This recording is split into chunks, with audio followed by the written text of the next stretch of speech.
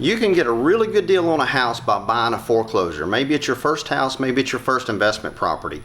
Either way, you can get a pretty good buy on these homes. However, there's a lot of work that typically needs to be done, and the banks won't do anything. But there are a few things that you can do, the processes that you can and can't make to make it a whole lot simpler, easier, and avoid huge mistakes when buying a foreclosure like this one.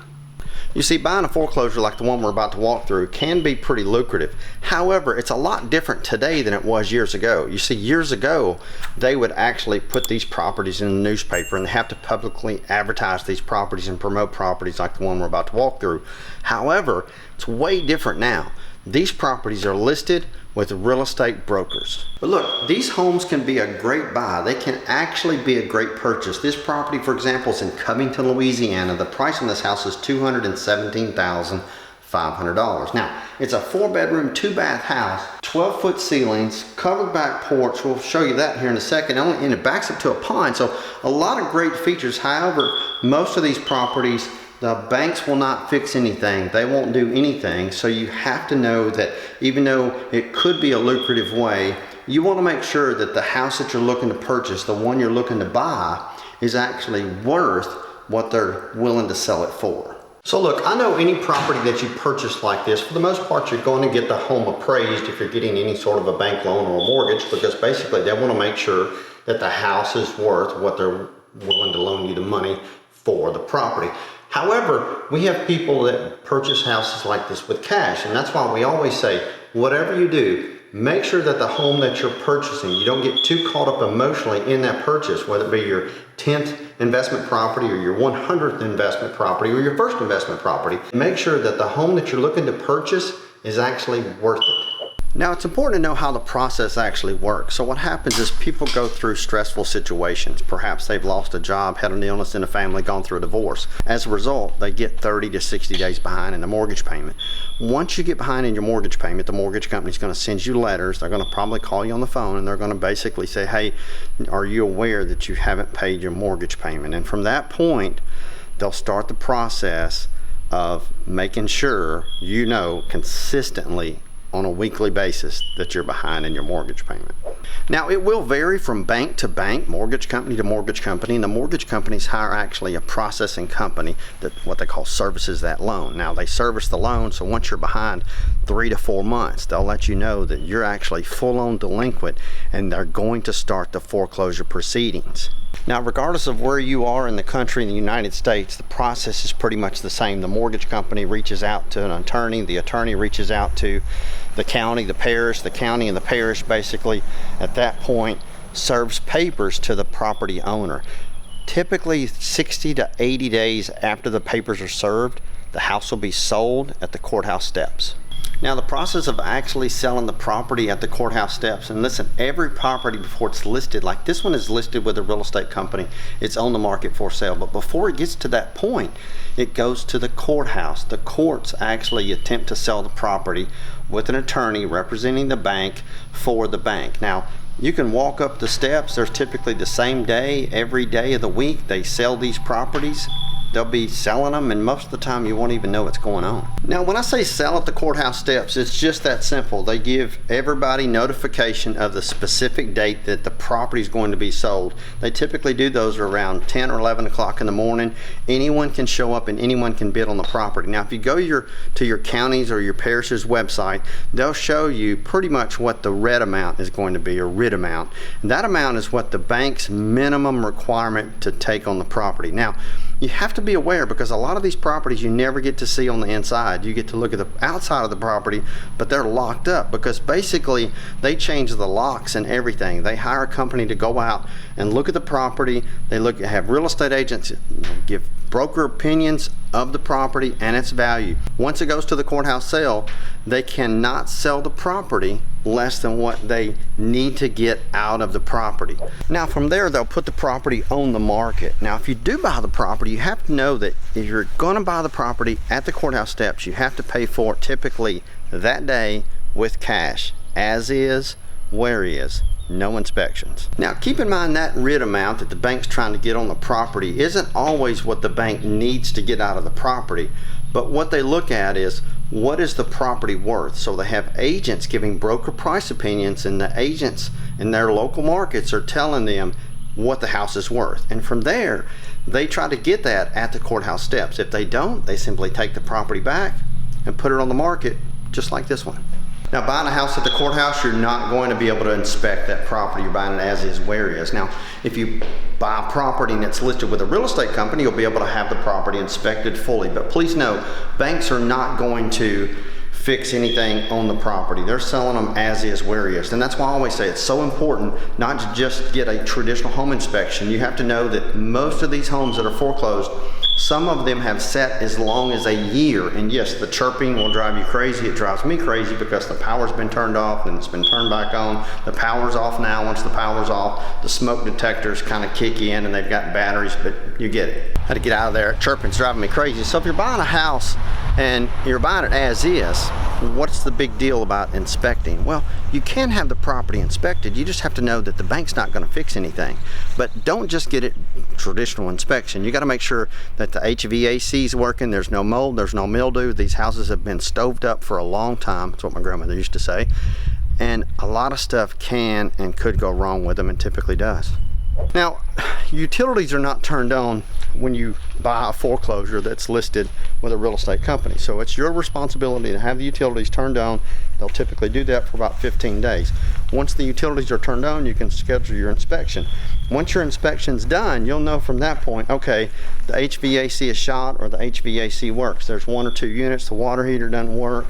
Typically, the major components on a property with like a foreclosure are the roof system, making sure that it's not leaking, and the HVAC. Those are the most expensive items to fix, repair, replace on any home. Now, some foreclosures like this one can actually be purchased with an FHA loan, or if you've always heard me talk about the USDA rural development loans. This home qualifies for that. Its condition is in such great condition that it's just cosmetic, and you can get an FHA, VA, or USDA loan on a property just like this one. Now, as we walk through this property, like I said, it's 2,100 square feet. It's a great purchase. It's a great buy. You have double vanity, stand-up shower, garden tub, walk-in closets. What the bank does is they winterize the property. So they go in and put what they call an antifreeze type solution in the drain system, and that way the pipes won't freeze when it turns winter. Now, you saved your money and you're ready to buy one of these properties. What is the process of going about doing it? As I'd mentioned, these properties are listed with real estate brokerage companies. So it helps you if you have an agent working for you on your behalf. Your real estate agent, broker that you choose, can represent you in the purchase of this property, and it doesn't cost you any money. Quite simply, just like any traditional real estate sale with a real estate company, the homeowner of the property, in this case the bank, is paying the listing broker, and the listing broker is paying your agent. Now, having an agent will get you into these properties, allow you to look at these properties, and your agent can make an offer to purchase these properties. Now, what is a little bit different on some of these foreclosures, if you're looking to buy a foreclosure for an investment property, and this isn't always the case, but it has a lot to do with the type of loan that was on the property when it was foreclosed. This property, for example, if you're a real estate investor, you won't be able to make an offer on this property for the first 30 days that it's on the market. This home just went on the market today. So for 30 days, they will not even consider your offer. Whoever can purchase this property or wants to purchase this property has to be an owner occupant. Now, if you're a real estate investor, you're probably thinking, man, that ain't fair. But what they're trying to do is to get people, consumers, to purchase properties like this one. As mentioned, you can buy this house that's 2,100 square feet for only $1,000. Now, to make offers on properties like this one, your agent will basically go to a website and submit your bid. It's real important to know that if you're looking at the property and you think it's a good buy, more than likely someone else is doing the exact same thing. And so it's always important to make sure you submit your highest and best offer first. And here's the reason why.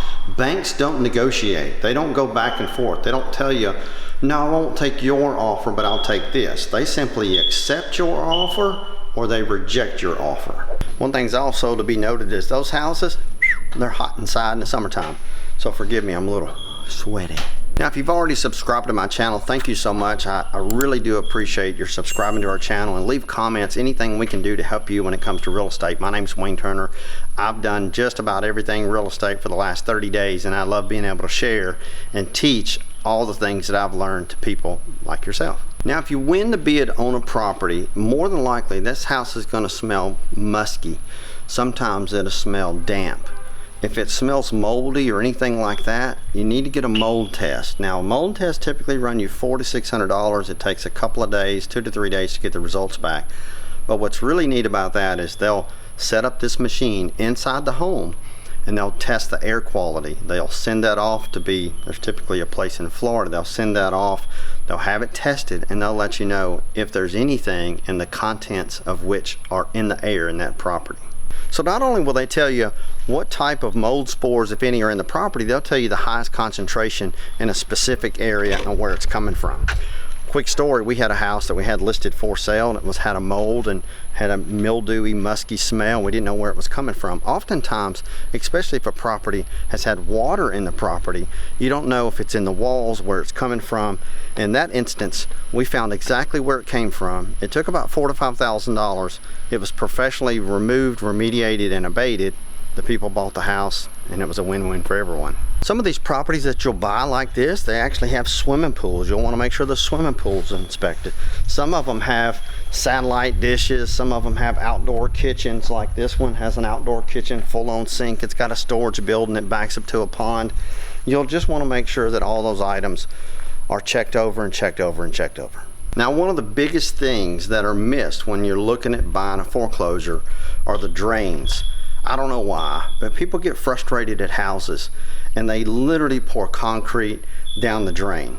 And if a house is built on a slab foundation, you physically have to bust up the concrete to replace the plumbing, which can be a horrendous expense. Now, as you buy a house like this home is priced at $107 a square foot.